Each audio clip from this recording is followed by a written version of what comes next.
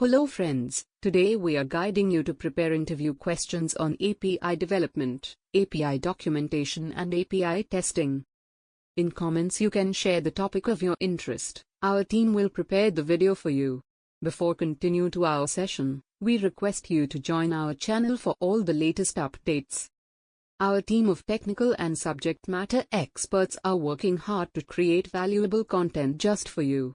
So please make sure to hit the subscribe button, like and comment on our videos, and click the bell icon to stay updated with our latest videos. How do you implement versioning in an API? What is API versioning?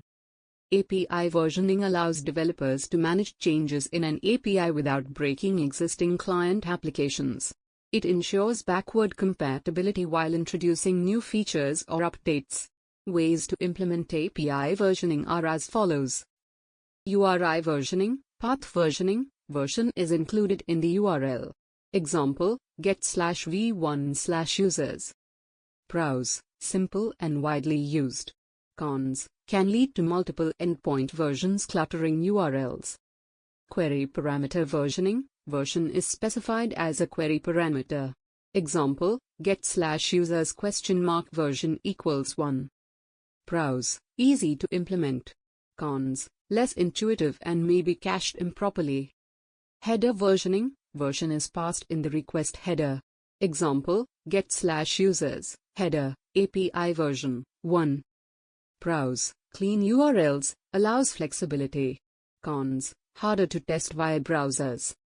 Content negotiation. Accept header. Clients specify the version in the accept header. Example, accept application/vnd.company.v1 plus JSON. Pros, follows REST principles. Cons, more complex implementation. Conclusion, API versioning helps maintain stability, backward compatibility, and smooth upgrades, ensuring seamless client integration. What is CORS, cross-origin resource sharing, and explain its role in APIs. CORS, cross-origin resource sharing, is a security mechanism that allows or restricts requests from different origins, domains, in web applications. By default, web browsers block cross-origin requests due to the same origin policy, SOP, which prevents unauthorized access to resources from different domains.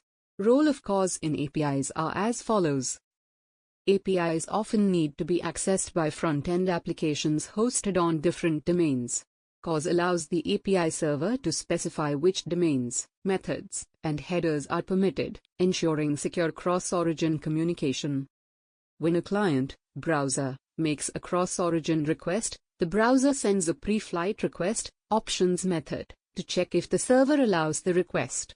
The server responds with CORS headers like, access control allow origin, https://example.com. Access control allow methods, get, post and access control allow headers, content type. By this if permitted, the actual request is sent. Otherwise, the browser blocks it. Conclusion, CORS is essential for secure cross-origin API access, preventing unauthorized data sharing while enabling controlled resource access across different domains. What is HTWAS, and how does it improve API usability? HTWAS, hypermedia as the engine of application state, is a key principle of RESTful APIs that enhances API usability by embedding hyperlinks in responses.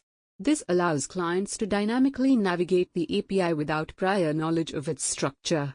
HTWAS improves API usability as follows. Self-descriptive responses. API responses include links to related actions, guiding clients on the next steps. Example, a get/users/1 request might return.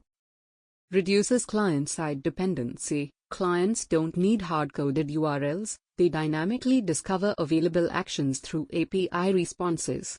Allows APIs to evolve without breaking clients, as navigation is driven by server-provided links. Improves discoverability. Clients can explore resources naturally without external documentation. Conclusion, HTWAS makes APIs more flexible, discoverable, and scalable, leading to better user experience and maintainability in RESTful web services. What are gRPC APIs? and when would you use them over REST? gRPC, Google Remote Procedure Call, is a high-performance, open-source RPC framework that enables communication between distributed systems. It uses protocol buffers, (protobuf), for efficient data serialization and supports bidirectional streaming. Unlike REST, which relies on text-based formats like JSON, gRPC is binary and faster. High-performance applications. gRPC uses binary serialization, (protobuf), which is smaller and faster than JSON. Ideal for low-latency systems like real-time streaming and IoT. Microservices communication. gRPC allows efficient inter-service communication with built-in load balancing. Used in back-end microservices architectures. Bidirectional streaming supports full duplex streaming, allowing both client and server to send data simultaneously. Useful for chat applications, real-time analytics, and live updates. Strongly typed contracts uses protobuf to define APIs with strict schemas, ensuring compatibility. Unlike REST, where API contracts are often loose. Example gRPC definition, protobuf, service user service, RPC get user, user request, returns, user response. Finally, use gRPC for high-speed, scalable microservices. Choose REST for simpler, web-friendly APIs. How do you handle errors in RESTful APIs? Proper error handling in RESTful APIs improves clarity, debugging, and user experience. APIs should return meaningful status codes and error messages to help clients understand issues. Use HTTP status codes. HTTP status codes categorize errors: 2xx, success, 200 OK, 201 created, 4xx, client errors, invalid requests, 400 bad request, incorrect input data, 401 unauthorized, missing/invalid authentication, 403 forbidden, access denied, 404 not found, resource does not exist, 5xx, server errors, API failures, 500 internal server error, general server failure, 503 service unavailable, API is down. Turn descriptive error responses, include error messages, codes, and details in JSON format, for example, error, code, 400, message, invalid email format, details. Email must follow user@example.com format. Implement logging and monitoring. Use tools like ELK Stack, Sentry, or CloudWatch to track API failures. Use global exception handling. Handle unexpected errors gracefully with try-catch blocks and middleware in frameworks like Express.js or Django. Conclusion: a well-structured error handling strategy ensures better debugging, reliability, and API usability. Thanks for watching the video till the end. If you liked the video and haven't subscribed yet, please hit the subscribe button, like and comment on our videos, and click the bell icon to stay updated with our latest videos. In comments you can share the topic of your interest. Our team will prepare the video for you.